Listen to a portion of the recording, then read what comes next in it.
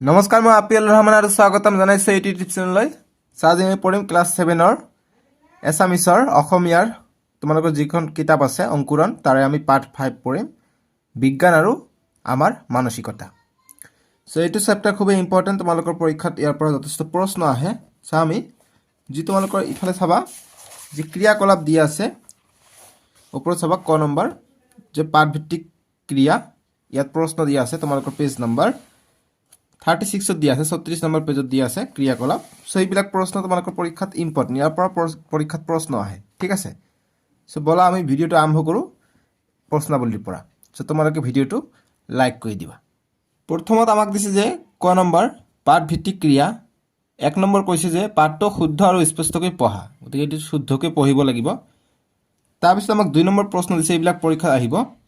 2 number যে উত্তৰ দিয়া ক নম্বৰ যে চিটা সম্পৰ্কে প্ৰচাৰ হোৱা উৰা বাতৰিটো কি মাধ্যমৰ যোগেদি প্ৰচাৰ হৈছিল।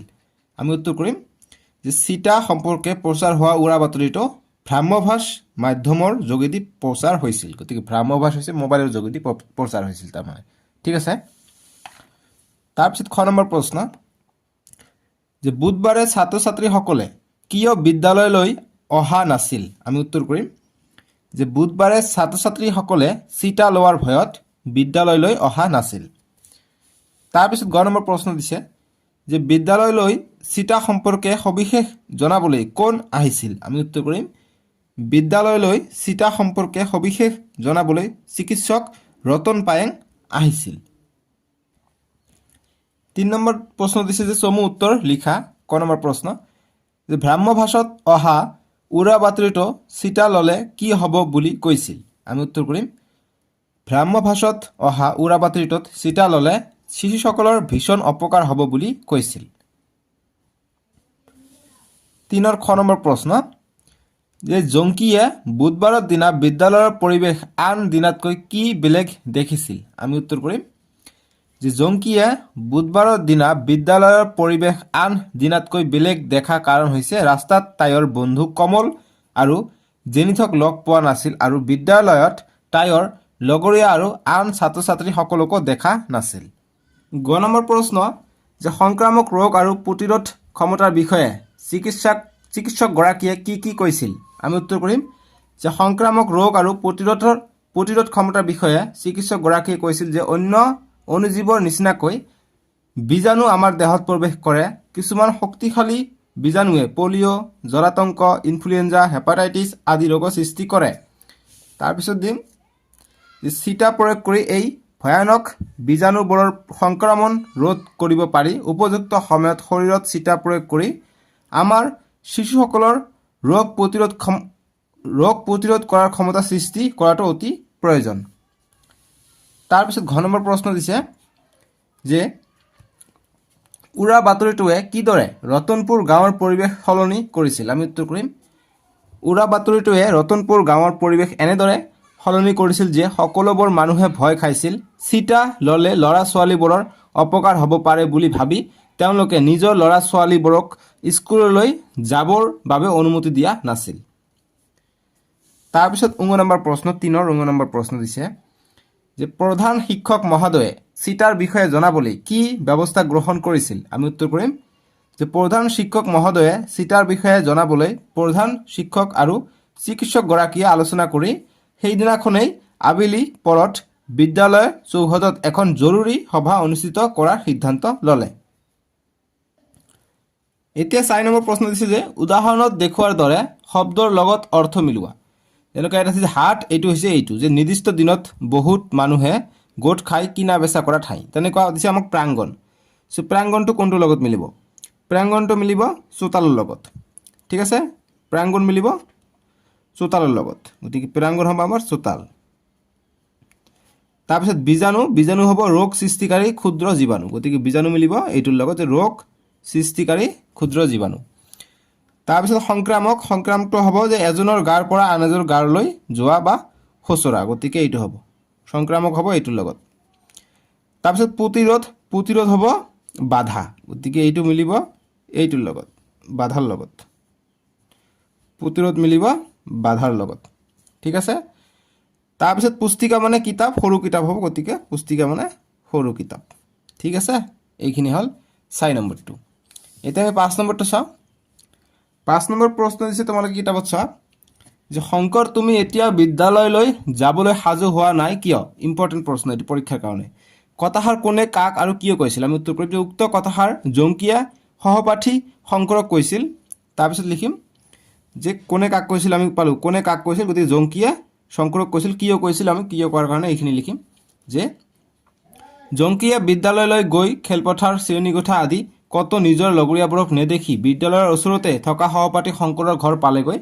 শংকৰক ঘৰৰ চোতালত খেলি থকা দেখা পাই জংকী আচৰিত হ'ল। বিদ্যালয়লৈ যাবলৈ তেতিয়াও সাজু নহৈ খেলি থকা দেখি জংকীয়ে শংকৰক এনেদৰে কৈছিল যে শংকৰ তুমি এতিয়াও বিদ্যালয়লৈ যোৱা সাজু হোৱা নাই কিয়? তেনেদৰে কৈছিল। ঠিক আছে, গতিকে জংকীয়ে শংকৰক কৈছিল আৰু কিয় কৈছিল? বিদ্যালয়লৈ যোৱা নাই নগৈ খেলি আছিল বাবে তেনেকৈ কৈছিল। গতিকে 5 নম্বৰটোৰ উত্তৰ তোমালোকে এনেদৰে লিখিবা, স্ক্ৰীনশ্বট মাৰি লোৱা দেই 5 নম্বৰটোৰ উত্তৰ। ঠিক আছে। 6 নম্বৰ প্ৰশ্ন, উৰা বাতৰিসমূহ সমাজৰ এক প্ৰকাৰৰ খুচুৰা ৰোগ। কথাষাৰৰ বিষয়ে দলত আলোচনা কৰি নিজৰ নিজৰ মতামত প্ৰকাশ কৰা। আমি উত্তৰটো এনেদৰে কৰিম যে উত্তৰ যে কথাষাৰৰ বহল অৰ্থ এনেকুৱা, খুচুৰা ৰোগবোৰ প্ৰতিৰোধ নকৰিলে এজনৰ গাৰ পৰা আন এজনৰ গালৈ যায়। এইদৰে সকলো মানুহৰ মাজতে এই ৰোগ বিয়পি পৰে।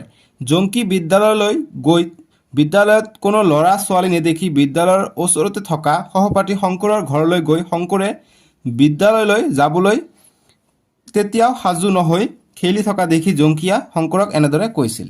ঠিক আছে, এইখিনি উত্তৰ কৰিবা। এতিয়া নেক্সট আমাক দিছে তাৰপিছত খ নম্বৰ যে ভাষা অধ্যয়নত ব্যৱহাৰিক ব্যাকৰণ, ইয়াৰ পৰা প্ৰশ্ন আহে ব্যাকৰণৰ পৰা। চ' তাতে বক্স আছে তোমালোকৰ কিতাপত জানো আহা বুলি দিছে, গতিকে পায়েঙৰ হয় কেনেকৈ, তাৰ তলত চাবা 7 নম্বৰ প্ৰশ্ন দিয়া আছে। ঠিক আছে, গতিকে 7 নম্বৰ প্ৰশ্ন দিছে যে তলৰ বাকচত দিয়া শব্দকেইটাৰে বাক্য ৰচনা কৰা, যেনেকৈ দলং, ৰং, কলং, সিং। গতিকে প্ৰথমত দলংটো দি আমি বাক্য ৰচনা কৰিম। দলং যে ব্ৰহ্মপুত্ৰৰ ওপৰত শৰাইঘাট দলং আছে। তাৰপিছত দিছে আমাক ৰং, গতিকে আমি বাক্য ৰচনা কৰিম যে ৰং দিয়া মিঠাই নাখাবা। তাৰপিছত কলং লিখিম যে কলং এখনি নদীৰ নাম। তাৰপিছত শিং যে গৰুৰ শিং আছে। 8 নম্বৰ প্ৰশ্ন দিছে যে এটা শব্দত প্ৰকাশ কৰা। ক নম্বৰ দিছে যি একেলগে পঢ়ে, উত্তৰ হ'ব সহপাঠী। যি জানিবলৈ ইচ্ছা কৰে তাক ক'ব জিগুচ্ছু। তাৰপিছত গাঁৱৰ মুখিয়াল গাঁওবুঢ়া। কাৰো পক্ষ নলোৱা নিৰপেক্ষ।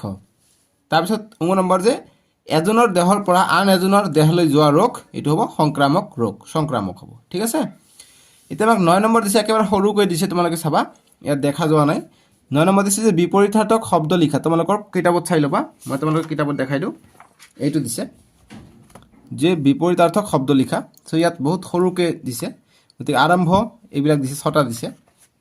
গতিকে ইয়াত সৰুকৈ হয়তো তোমালোকে দেখা পোৱা নাই, এইটোত মই এনচাৰ লিখি দিছোঁ, গতিকে সেইকাৰণে মই ডাঙৰকৈ লিখিছোঁ। প্ৰথম হৈছে আৰম্ভ ইয়াত বক্সত লিখিবা, শেষ বিপৰীত। তাৰপিছত উপস্থিত অনুপস্থিত। তাৰপিছত অপকাৰ উপকাৰ, কয়কাৰ কা ৰ উপকাৰ। তাৰপিছত বাদ অবাদ, দিন ৰাতি, মান্তি অমান্তি। ঠিক আছে, এইটো সৰু হৈছে কাৰণে মই আকৌ ভালকৈ লিখি দিছোঁ।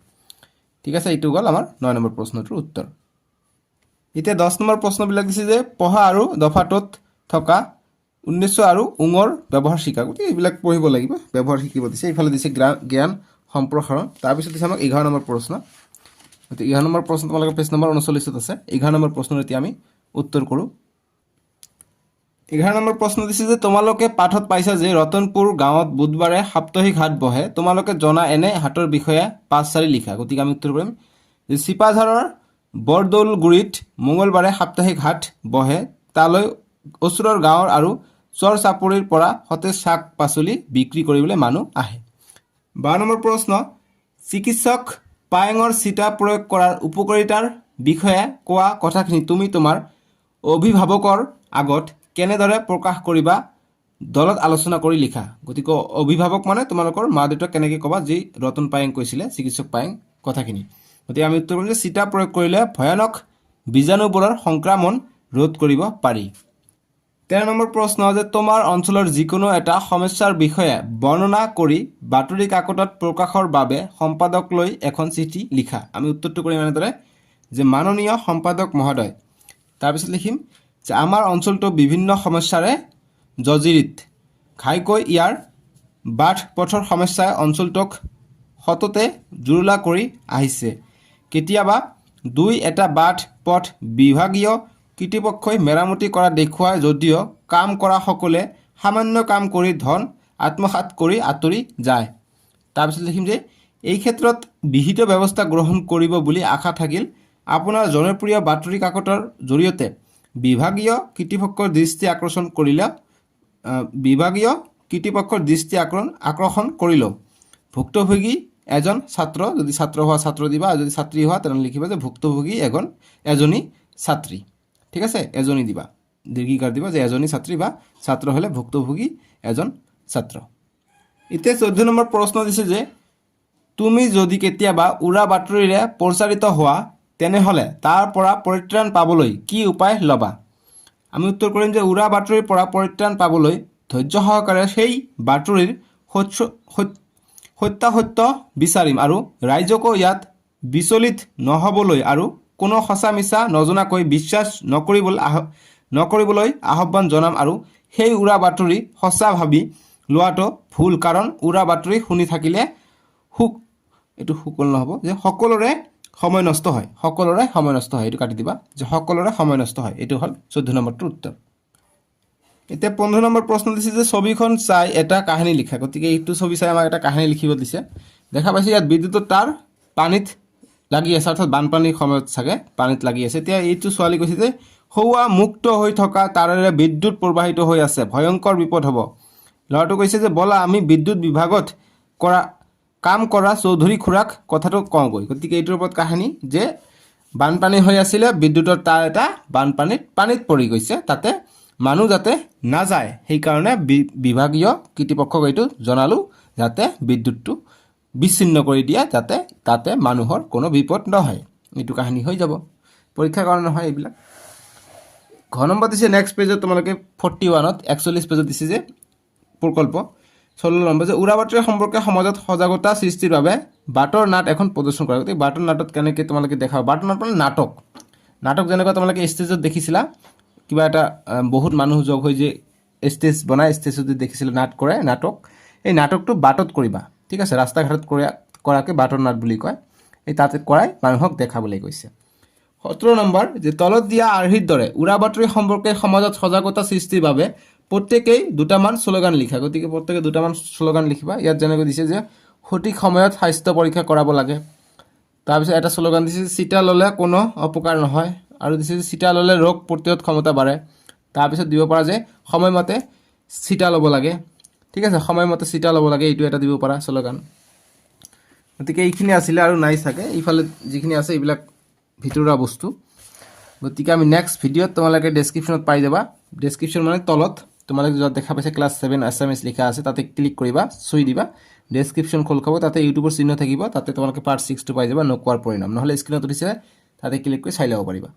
মই প্লে লিষ্টটো বনাই দিছোঁ ক্লাছ 7ৰ অসমীয়াৰ কাৰণে, প্লে লিষ্টটো চেক কৰিব পাৰিবা। ঠিক আছে, আজিলৈকে আহোঁ, বাই বাই।